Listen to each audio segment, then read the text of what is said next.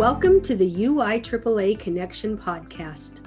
Hometown Ticketing is proud to be the exclusive sponsor of the UIAAA Connection podcast and to provide schools nationwide with the best options for digital ticketing for their events.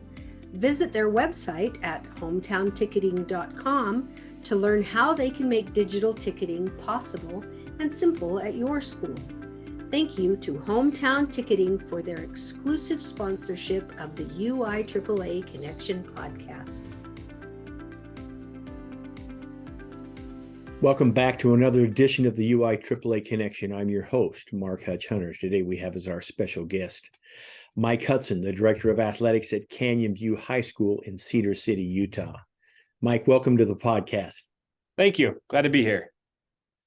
Let's have you begin by sharing with our audience here in Utah and across the nation where you grew up, where you went to college, where your first job was. So I grew up in North Carolina. That's where I went to high school, middle school, elementary school. And then I moved out to Utah after my LDS mission.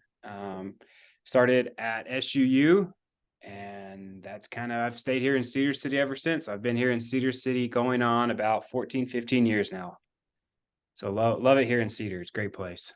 The burning question is Duke or North Carolina? I bleed Carolina blue. Okay, well, because you have to walk on eggs when you get these people from North Carolina because you're not sure exactly which way they're going to go. Yeah, it's all about North Carolina.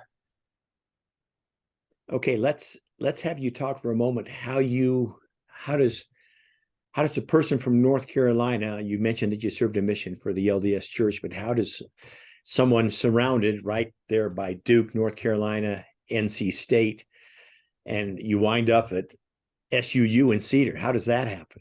It was really just a quick conversation. It was like, I wasn't sure really what I wanted to do.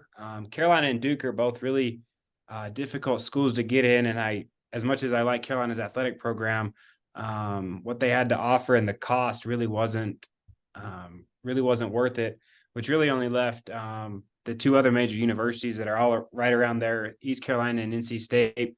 And those didn't really sound attractive either at the time. So I was just talking to my companion or my friend, and he's, hey, come to Utah, come to SU with me. And so this is where I ended up. So you said no to the Tar Heels. You said no to the Pirates. You said no to the, North Carolina State is Wolf. You said no to the Wolfpack. Said no to Duke, and you wound up at Cedar City. So that's fascinating. I did. And so you may know he was big into football, and he was a principal for many years, Dean Fowles. Oh, yeah. It was his son. Him and I became friends. So it was his really? son. That's how I ended up here. So yep. Dean from up in Delta country. Yep, Dean from up in Delta country. That's a small world. That's fascinating. Let me ask you this about growing up in the Carolinas. And it's probably the same or maybe different. Did you have the opportunity to play youth sports? Was there, like it is here in Utah, was it bigger because it's a bigger populated area? I would say it's about the same size. I mean, one of the things we'll probably talk about later is the changing atmosphere. Travel ball for me, I was a big baseball guy. That was my true love. So I played baseball growing up and dabbled in basketball a little bit here and there, but the travel ball wasn't as big. Youth sports were really big. So I played youth sports growing up. And then when I got into high school, our high school teams, they didn't do as much in the off season. It was actually Legion and Junior Legion. So once I got to high school, Junior Legion and Legion is very popular back in the South, even still. They'll come together, and that's kind of where you play your summer ball. Let me ask you on the difference. You would notice, obviously, you live in Cedar now, but playing in a climate, even Legion ball in Cedar City, Utah, it's a whole lot different than playing Legion ball with that high humidity and the heat. I understand it gets hot in Cedar also, but not with that humidity. Talk about the difference in the weather. I would bet there would be multiple times we play a doubleheader, and I would come home, and just from the heat, I would be sick, and knowing the importance of nutrition now, I wish I knew it better then, but even looking back, I still tried to take advantage of Gatorade and water, but it was just so hot. I mean, you walk outside and within 2 seconds, they call it sticky. You just get sticky because you're so hot. Yeah. It's just, it's miserable. There's no other way to Yeah. put it. It is miserable. I understand that. So let's change track here a little bit. I want you to speak for a moment to our audience about the mentors and examples you had in life that made a difference to you. My high school baseball coach was a good mentor. He made me feel wanted and welcomed, and that was important to me. But I didn't really realize that until kind of after and moving on of the effect that he had on me, and moving into coaching. Obviously, I mentioned him, Dean Fowles. He was there to help me along the way as I went through school, because just ask questions and making sure I was on the right track. He was very influential in a lot of my decisions, actually. And then going on, Canyon View is the first place I started coaching. I started coaching here at Canyon View while I was in college and still going to school, and so I never left. So Jason Jacobson, he hired me, and the first question he asked me is I was supposed to show up before practice, and he was dragging the field. I got on the gator with him, and he said, "I just have one question for you." And I was like, "Oh boy, it's going to be philosophy. What's it going to be?" And he goes, "Are you a Duke or Carolina fan?" That was, thankfully, I answered right. So he was a Carolina fan. Yeah, so he's a Carolina fan. Because if he was a Duke fan, you may have wound it up on the in the dirt. Then is what you're saying. Yeah, I probably would have ended up somewhere else. So Jason Jacobson, he was big.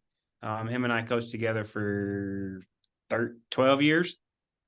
And so his philosophies and his caring for athletes was big. And then my first principal, well, both of my principals, and my first principal, Rich Nelson, he's the one that hired me, and he gave me a lot of thoughts and a lot of things to ponder on. And I remember there's just a few things kind of along the way that he said, when at the time I was like, "Man, you're crazy, you're wrong." And as far as my career and things like that go, but he turned out to be right. And then just being able to work now with Denny Heaton as my principal, he's seen a lot. He's been at high schools, he's been at kind of alternative schools, he's been in the military. So there's not much he hasn't seen. And so when I have questions, I can go to him and know that his experience is going to be very beneficial for me.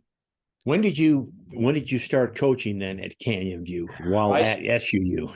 2009, I think, 2010, somewhere right around in there.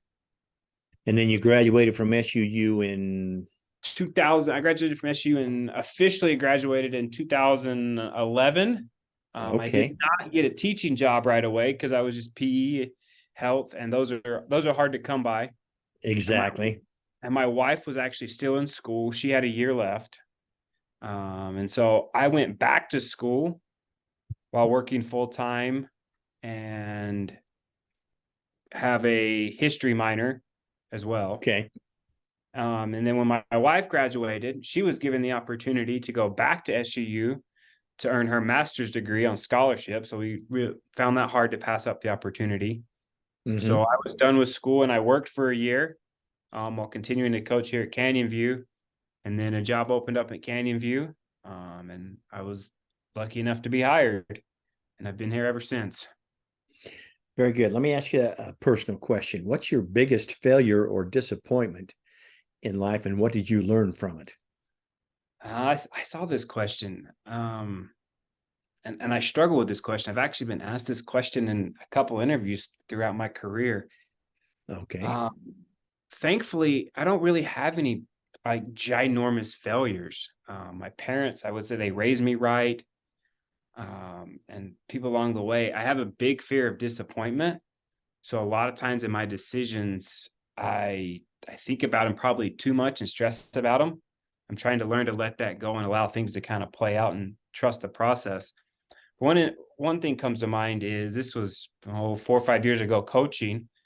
We had finished tryouts and we were pulling every player in to let them know that they made the team or that we had, unfortunately, would have to let them go. And I remember we pulled in a sophomore, a young man he was going to be our shortstop at the time. and we really had no other shortstops in our program. He was going to be our varsity shortstop and only played freshman baseball for us the year before. But we trusted him, and he comes in and like, hey, congratulations, you make the team. Right now we see you as our shortstop, and kind of give him that spiel, high expectations. And he just looks at us and says, I'm not going to play baseball. I'm going to quit and focus on basketball when I earn a basketball scholarship. And I laid into him. I just said, this was a horrible decision. I can't support this. How dare you do this? We talk about teammates, and you're letting your teammates down to focus on yourself. And I went on about a 5-minute tangent, and he was in tears, and he walked out of the room. And Coach Jacobson looked at me and goes, well, we may have to mend some fences now, something to that effect. And it took about 20 minutes for it to really sit in of what I had done, that it wasn't my job to tell this young man what he should and shouldn't do. He wasn't doing anything wrong. He had made a decision that he thought was best for him. And what he was looking for was, as his teacher and as his coach, to support him. And I didn't give him that. And that's something that I've learned from him. He actually ended up coming back to the team, and him and I to this day actually have a very, very good relationship.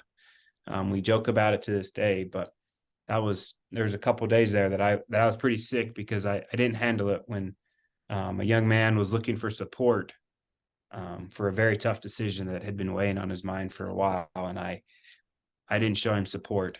That's probably one of my biggest regrets, but one of my biggest learning experiences too, that sometimes we may not agree with the decisions that are being made, but we do need to support them as long as they're, as I say, legally, morally, or ethically correct. We have to support them. That's a great story for everyone listening to learn from. Thank you for sharing that, because I know that had to be a tough situation. Let's talk for a moment about, you became athletic director in what year? Last year. So this is only your second year. This is my second year, yes. So talk about just talk about your almost decade at Canyon View, coaching and teaching, and then what led to you. Obviously, you're an assistant principal now. What led you down to that track to becoming the AD? What led me down? Here it is. Apply and see what happens. There's no probably. I wasn't ready for it. Still probably not ready for it. But it was an opportunity that presented itself. I always wanted to get a master's degree for just for my own kind of self-gratification. Right. So after my first 3 years of teaching, I was presented with an opportunity for a student teacher. Being with SUU, being PE, we quite frequently get those here at our school. Right. So I was given one, and so I was like, well, and I quickly applied. Things kind of fell into place, and I started my master's degree. And SUU took care of me in that department. I was there 6 semesters, 2 classes a year for 2 years. And thankfully I had in that process, out of the 4 semesters, 2 of those I had a student teacher, 2 of those were in the summer. So I really only had to teach and work on my master's for 2 of the 6 semesters. So that was really nice and made it to keep from getting overwhelmed. And it was either get a master's or go for an extra, really 4 classes and add an administrative endorsement along with it. And that at the time, my wife and I, I think she was, during that process, she became pregnant. So we didn't have any kids. And knowing once kids enter the equation, life just becomes even more busy. So the opportunity for a master's, I got the master's, really wasn't looking to get into administration, still had some kind of dreams I wanted to fulfill in coaching. But our former athletic director, Kyle Robinson, who's now at Timpanogos, he left to go back to Timpanogos, and the opportunity presented itself, and you kind of have to apply. I applied with really no intentions, knowing that I was still relatively young in my teaching career. I had less than 10 years experience teaching at the time. And knowing administrators usually don't start that early in their careers. But I just applied and I was hired. That's incredible. The next question is usually asked, what changes have you seen since you've been an athletic director? Since you've only in your second year, my question to you is it what you thought it was? Is it way more than you thought it was? Did you There's really have an idea what you were getting into? Talk to that. I thought I had an idea of what I was getting into because I've been at Canyon View. I kind of knew the ins and outs of Canyon View. Um, I'd worked alongside Jim Langford for a couple years, and then Kyle Robinson took over, and I kind of I followed them around while working on my administrative endorsement. Mr. Heaton and Mr. Robinson had given me some kind of administrative experience, so I thought I had a really good idea. And then when I started, I was just hit in the face with, oh man, there's so much that you kind of oversee, but yet you have people think as an athletic director that I have all this power, like, and I really don't. Like, I have to get approval through the principal. Oftentimes we need to go through our district when we need upgrades or want upgrades, and so I just can't flip my finger and get what people want. And that was hard. Learning how to delegate was really hard. And it's not that I don't trust people, but if it's not held to the standard that we want, it's not in my mentality to blame somebody else, even though I delegated that to them as I wanted to take the responsibility, and I felt obligated just to do it. So I knew it would be done right. And so having to learn how to delegate things and trust other people to do it was really hard. And to know that, yes, I'm the athletic director, but at the end of the day, there's so many moving pieces that I'm just a small piece of that puzzle that makes everything click. And that was surprising to me to realize of how much of a small piece of that puzzle I am, where I thought I was the big piece, and I'm just a small piece. Very well said. Talk about your involvement with the UIAAA, which obviously hasn't been that much, and your time serving on the athletic director executive committee. So when I was hired, Rich Barton contacted me from Richfield and asked me to be a member of the committee. And my first thought, I actually told him no, because I was new athletic director, knew everything that I would be having going on. And I told Mr. Heaton about it, and he actually said, I actually would like you on there. It'll be good for you. And it has been. It's been really good for me. The networking is I just coached one sport. My networking still is, but at the time was very limited.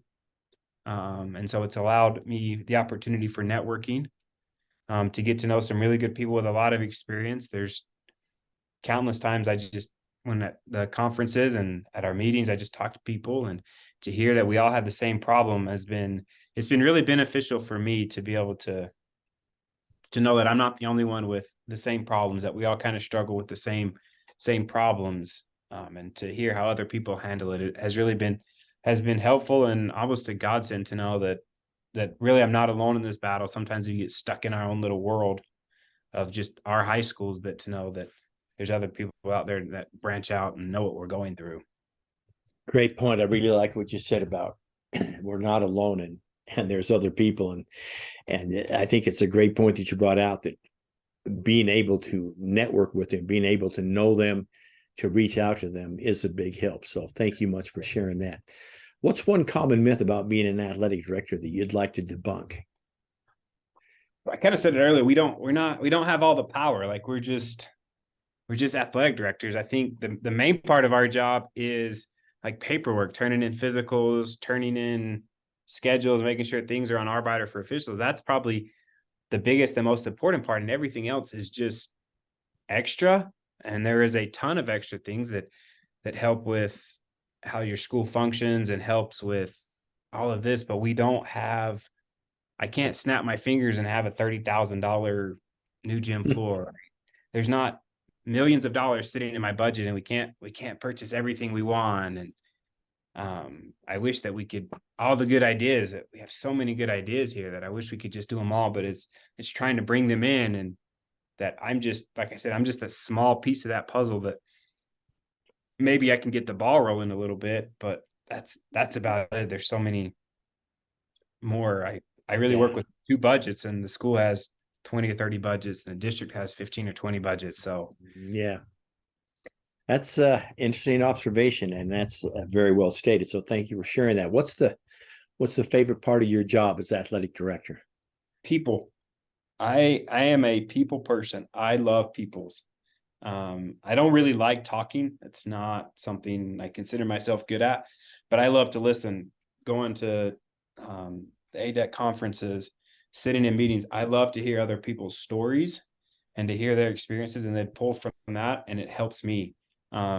Working with high school kids is great. It's been an adjustment for me. Thankfully, most of the kids that I coached there's still quite a few here in the building. So I have that relationship with our student athletes and even just our students. And that's been fun to continue that relationship and how it's transitioned a little bit. I wonder what happens here in the next few years when all of those students have graduated and now I haven't coached any of them or taught any of them. What's going to happen there? Do I lose touch with our student athletes?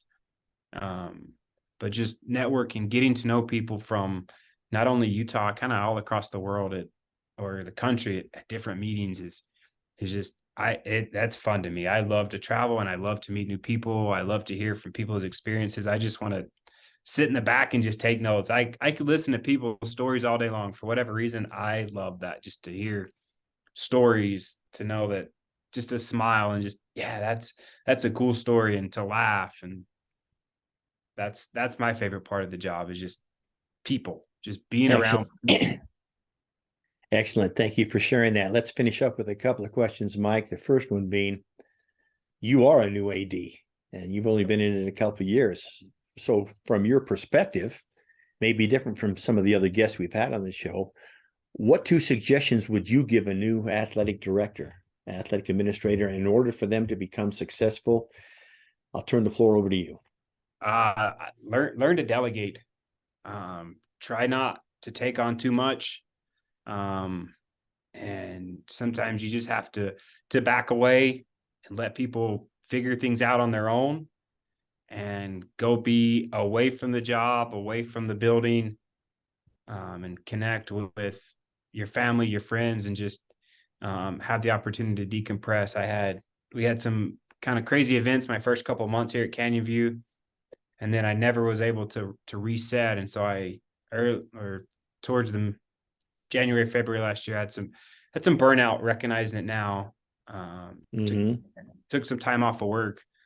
And I realized it over the summer that I think I give myself the impression that I'm too important, but I'm very replaceable.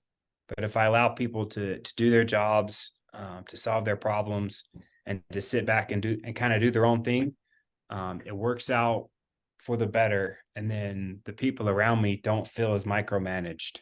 I mean, I'm not a micromanager by any means. But if I allow them to do their own thing, and I'm just there to help. I'm not there to tell them what to do or how to do their job. I'm just here to help. And to be a kind of a guidance towards our coaches, towards our players, even towards our teachers as an administrator, is kind of the biggest advice, is to just sit back and try not to overwhelm yourself. Try to step away from the job when needed. But at the same time, try to understand what's going on around you. And I'm not the boss. I'm just a piece of the puzzle that's here to help. Very good. Let's finish with this question, Mike. What questions should I have asked you that I failed to ask you? I think they were great questions. None really that I can think of. When I looked at the questions you sent me, I was like, oh, those are good questions. And I actually ran them by my wife. How should I answer some of these? So I really appreciated the questions. It made me think. So no, thank you for the questions. All right. Well, on that note, that wraps up this edition of the UIAAA Connection. Once again, our guest has been Mike Hudson, Director of Athletics at Canyon View High School in Cedar City. Thanks so much for being on the Connection, Mike. Thank you. For our listeners, we hope you tune in again next week for another edition of the UIAAA Connection.